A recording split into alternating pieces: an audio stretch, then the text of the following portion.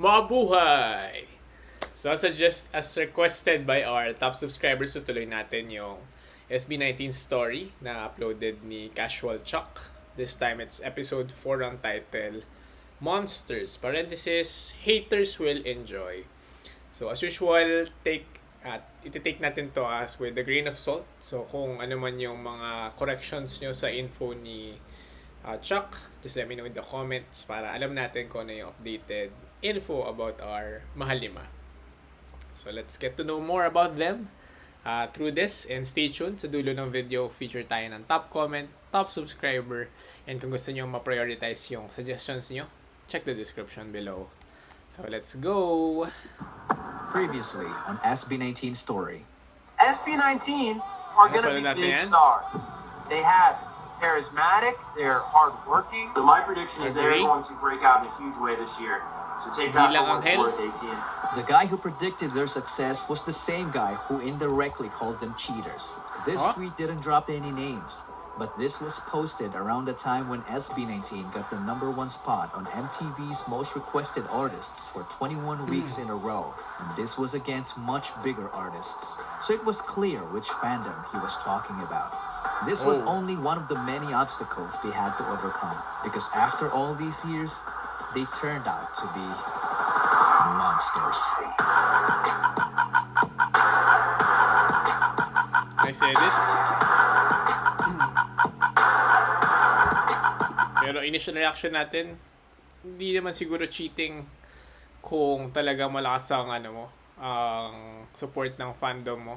So tingnan natin kung ano yung tinutukoy dito.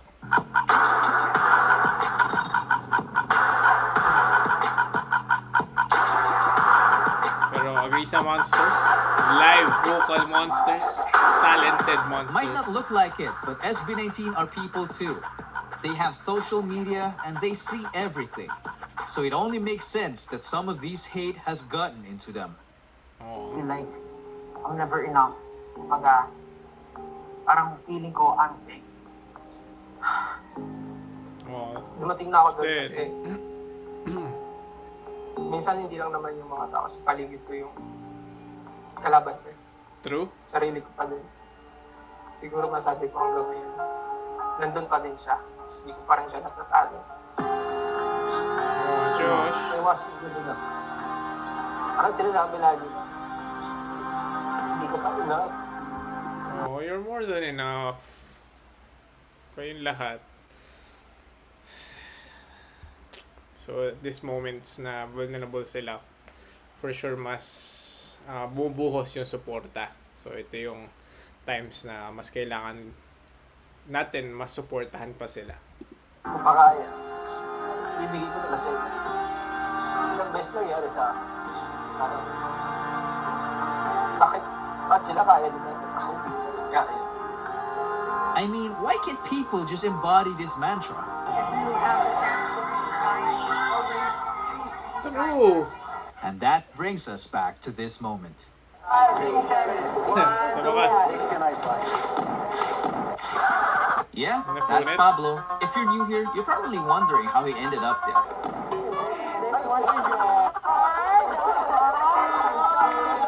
When you're spending every day on your own, and here it goes. Si Pablo yan? Cute! Signature eyebrows. Just kidding. I will tell the next chapter this time, okay? This was the time when Pablo decided not to be silent anymore. SB19 dropped the Pagsibol EP, and one of the songs takes a shot Bazinga! Hindi pa natin mapakinggan. So, soon, nasa listahan natin yan. against those haters.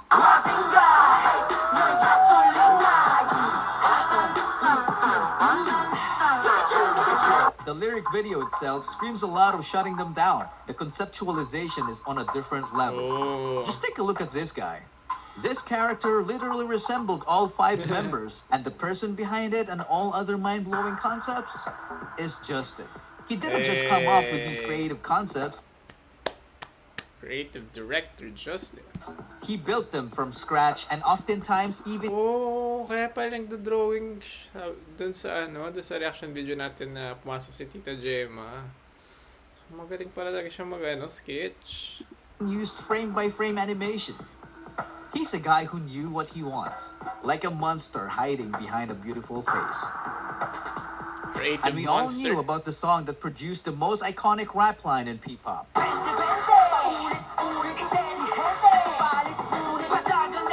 Josh gave it so much justice that it made us forget about his other talents in handling interviews. So what do you think is the difference between Filipino boy groups and you guys?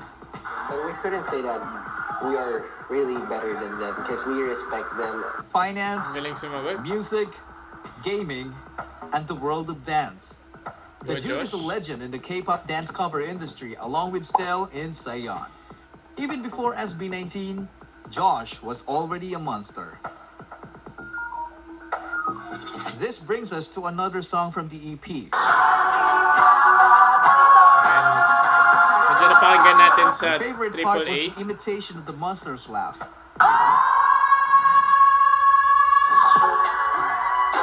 Nice costumes. This was done by none other than a monster vocalist himself, Stel. He's just one of the best singers I've ever heard in my life because of his versatility. Agree? Napakinggan din natin yan soon. Nag-rap pala si Stel doon. I mean, only a monster gets called up by a friend to do a freestyle vocal run and ends up making an epic song intro. You won't believe it. Sa bulan, na-reacta na natin yan. Tama ba? Oh, yun nga. Solid song by Philip as well. People also tend to forget his ability to sing in lower notes. Ooh, that And range. speaking of forgotten talents, who would dare forget his ability to dance and teach it at the same time? The man single-handedly choreographed almost all of SB19's amazing dance routines. If that isn't a monster to you, then I don't know what is. Enter the oldest song on the list. Hindi ko pa napakinggan din. Ay, This is the kako. song that saved us from virtually everything in the midst of the pandemic. It Ikaw saved at us from ako. boredom, sorrow, anxiety, burnout, homesickness, depression, you name it. My favorite part of the song is the first verse done by Ken. Gising sa umaga'y tinig mo ang paboritong That voice. Makes you feel like you want to cry, but you're happy. You know what I mean? He's just effortless in setting up the mood. But when it comes to his talents, he's in no mood to be joking. This guy has a voice that sounds like he came straight from the underworld. So deep. The dude can literally do everything from singing, rapping, dancing, writing, producing, entrepreneurship, drawing, shooting balls, playing, to flying. Eh, Sheesh, that's a monster right there. Now let's move on to the song that was written out of a laundry routine. Remember yung time na when we are doing our kaka-react lang laundry, din natin sa mga nagluluto pa. tayo, tapos sabi ni Pablo, Nabubuo na ano gusto natin." niyo sabihin sa parents niyo? Tapos ayun, doon nagsimula tayo. You heard it right, it's Mapa.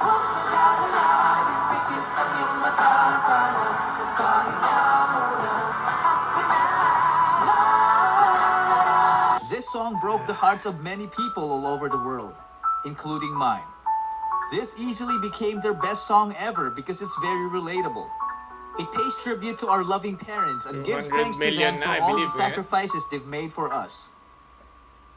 The impact was so immense that it was sung in many different languages. Mama, it's been a while, I miss you. What you've been doing, can I call you? I hope you miss me too. good version din. हमेशा हमें ही आगे लगाते हैं Oh, hindi.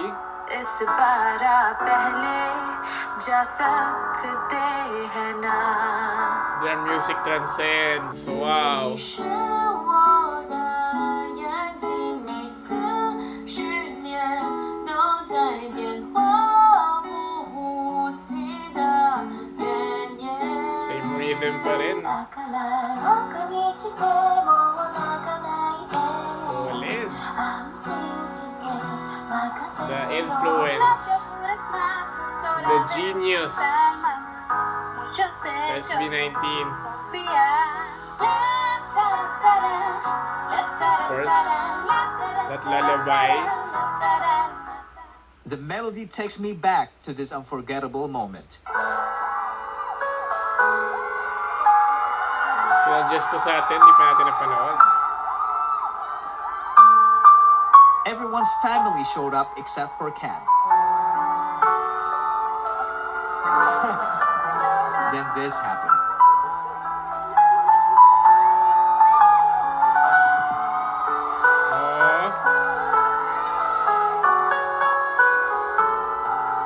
This moment was so precious because Ken never expected his family to show up. Spoilers, pero okay lang. This made Mapa even more special because it was performed by SB19 together with their families.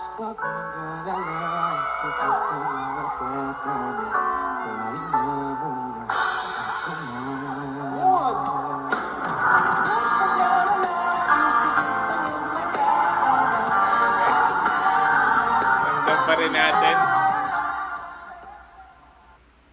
And behind this universal anthem is the mind of a genius himself, the monster in the center of it all, Pablo. Lalo na napakinggan If you have natin. noticed, his name is all over every SB19 song we know. Some people say he's got the Midas touch because every song he made was an instant hit. I mean, just listen to how clever the lyrics are in SLMT.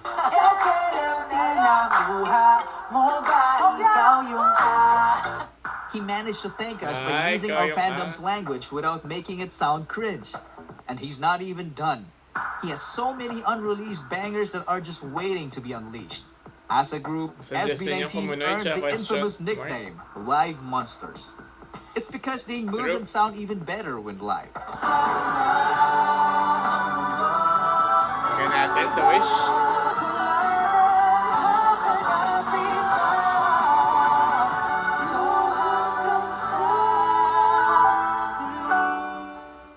This is one of the main reasons why they have a fast-growing and dedicated fan base. They garnered a lot of support that they managed to reach the global music scene. This category Yes, sir. is front-voted because music is all about the fans. Now let's get into it. This year's 2021 finalists are the girls from Blackpink, the boys from BTS, Blackpink, of course. We have Queen Ariana Grande. Yes. We have the Filipino boys, Just Like Me, representing SB19. Let's do this. And the ever so incomparable Slip. Congrats to all of the amazing finalists. Bulin, Vote Josh. for your favorite beginning, May 10th. Now, let's go back to the studio. Let's Josh go! couldn't believe it. He couldn't hold his tears because finally he took a step on their quest for world domination. I want to dedicate this to our friends SB19. So again, Hello, Jack. congratulations to them for being a finalist in the Billboard Music Awards Top Social Artist Song. Good I'm job. proud. But despite all the accolades, we can't deny that some people, even P-pop fans, still doubt them. So let me show you something to shut them up. This is the chart of the most viewed P-pop boy group MVs in the first 24 hours.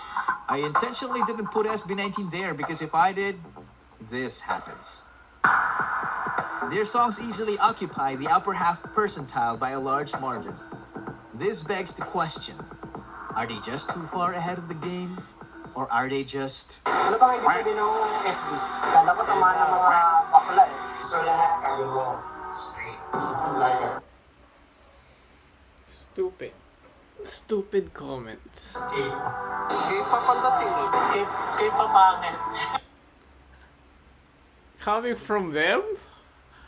Seryoso. Palagay ka ng tattoo sa mukha. Yung kahit henna lang, tapos nakabahag ka. Try nyo po. Kayo na lang po. Baka mag-work. Pinabot nyo rin ang launching ng SB19.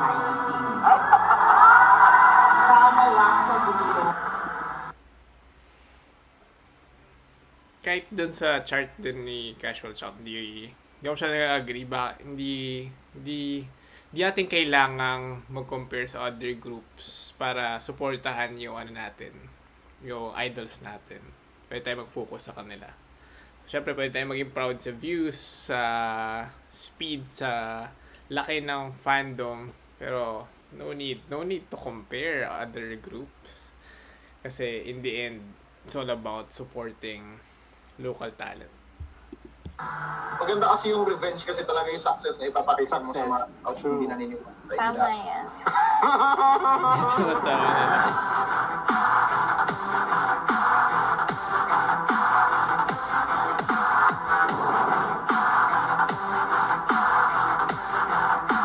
Ayan, kudos to Casual Shock for that video. Of course, nag-effort din siya gawin yan. Pero yun, yung last line is yung mindset ni Ken or Philip na success is the best revenge. So, kita naman natin them going to represent the Philippines sa Grammys, going global. So, kahit anong gawin natin, may mga tao talaga na mag-undermine sa success nila. Pero they don't know what we know, that they are truly talented monsters, ika nga, in so many aspects, and bonus pa na sobrang lovable ng mga personalities nila. So they really don't deserve any hate or judgment because they're just doing their craft, their passion, and inspiring so many people like me to follow my heart as well, to follow my passion. So yun, so thank you for joining me in this journey. Mas nakikilala natin, nalaman natin yung story ng Mahalima. So mas natin silang na-appreciate. As usual, top comment, and then top subscriber. Congratulations kasi priority yung next suggestion mo sa mga next batches ng reaction videos natin. So kung may other content pa kayo na suggested side dito, and kung tutuloy natin to, just let me know in the comments. And yun, tuloy-tuloy lang tayo sa pagsuporta. And kita-kits!